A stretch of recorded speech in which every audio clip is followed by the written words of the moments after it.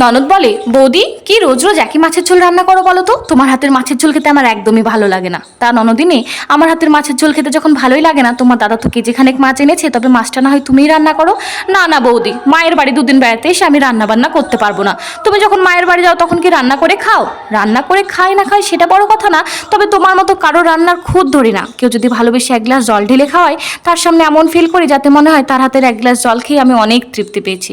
রান্না বান্না তো ছেড়েই দিলাম। তা যাও, তুমি গিয়ে স্নান ধ্যান যা করবে করো। দেখছি যদি তোমার রুচির মতো মাছ রান্না করতে পারি তবে না হয় খেতে ডাকবো, না ডাকলে ভাবে রান্না ভালো হয়নি, ডাল দিয়ে না হয় খেয়ে নিও। ননদ যখন এভাবে বললোই, তাহলে আজ সত্যি একঘেয়েমি মাছের ঝোল রান্না না করে একটু আলাদাভাবেই চেষ্টা করি। সম্পূর্ণ নতুন পদ্ধতিতে মাছটিকে বেশ সুন্দর করে রান্না করে ঢেকে রেখে চলে আসি ঘরে। প্রায় দুপুর 2টো বাজতে চলেছে, তখন দেখি ননদ এসে ডাকে, ও বৌদি ভাত দেবে না? না গো, মাছের ঝোলটা আজ এত বাজে রান্না হয়েছে যে বাড়ির সবাই দুবেলার মাছ একবারেই খেয়ে নিয়েছে, তোমার জন্য এক পিসও বাদ রাখেনি।